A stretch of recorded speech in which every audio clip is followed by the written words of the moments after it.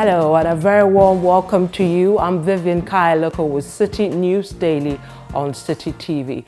Our top stories: Cabinet approves revised Right to Information Bill and sends it to Parliament, and Environmental Protection Agency shuts down plastic manufacturing company Edisol Company Limited again for disregarding earlier directive to stop operating.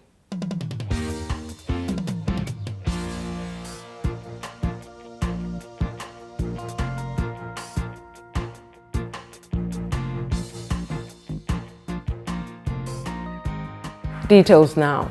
The presidency has approved a revised version of the Right to Information Bill. Vice President Dr. Bawumia, who made the announcement, said Cabinet gave the approval for the bill to be laid in Parliament for debate and approval because it was very critical Ghana passes the Right to Information Bill.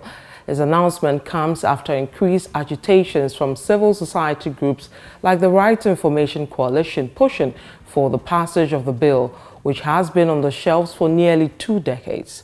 The Vice President said the bill, if approved, will go a long way to boost the fight against corruption and strengthen investor confidence in Ghana. Cabinet has given approval to the Right to Information Bill to be laid in Parliament for debate and approval because it is very, very critical that we pass the Right to Information Bill. In a related development, the Speaker of Parliament, Professor Michael Quay, is unhappy about aspects of the bill which fail to compel private and foreign businesses to volunteer information. He says the bill will be more meaningful if it incorporates everybody, considering the fact that some corruption cases emanate from private businesses. It must encompass everybody: the private sector, the public sector, the business consultants, and those who have some very interesting titles, but who themselves are the real promoters of corrupt practices. Still on the Right to Information Bill, and members of the RTI Action Campaign have given the President a 5-day ultimatum to fulfill his promise, passing the RTI Bill into law before this session of Parliament ends. Meanwhile, the Minister for Parliamentary Affairs, Osei Mensah-Bonsu, has assured that the House will pay attention to the bill at its next sitting. Today, the clamor is for us to do the RTI. Once we finish, what happens? The whistleblowers law has been fashioned. Of course, the RTI we shall definitely craft, I believe, into the next meeting. Whatever it takes, we will do that.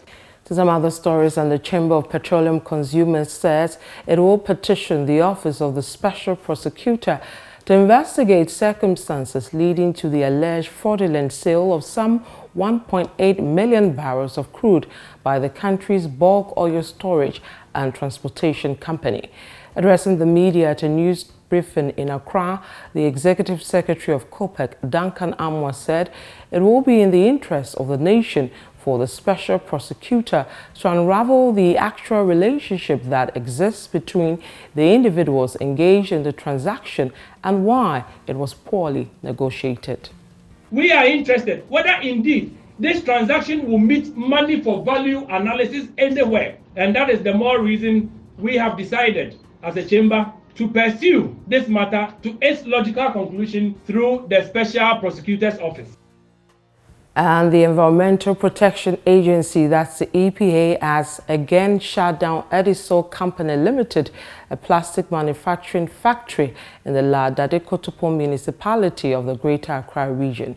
Following a Citi News Daily report, the EPA last month shut down the company for serious air pollution, but residents say the company has resumed operations. The residents had complained about the health challenges the factory exposes them to and called for its closure.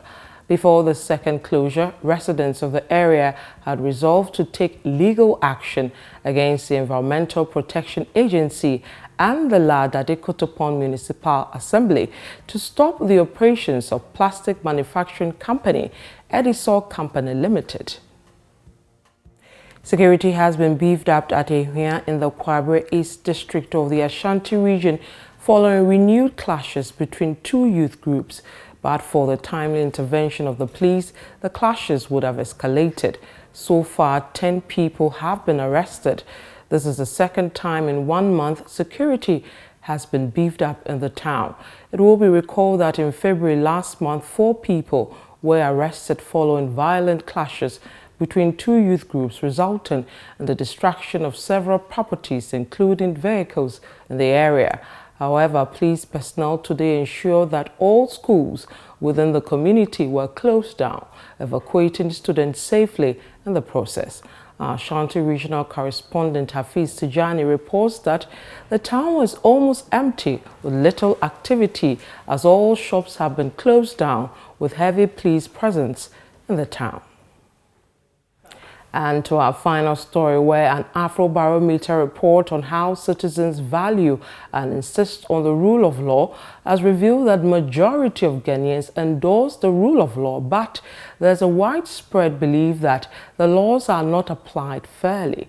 This majority also believe that people are more often than not treated unequally under the law, as officials are often likely to get away with a crime. More than 8 in 10 citizens believe that the rich are able to pay bribe or use personal connections to avoid going to court, paying taxes or registering land which does not belong to them. Now, while 6 in every 10 Ghanaians believe that ordinary people are always treated unequally under the law, only about 1/3 think that such instances are very rare. And that's it for Citi News Daily on Citi TV. For more news, log on to citifmonline.com. I'm Vivian Lokko.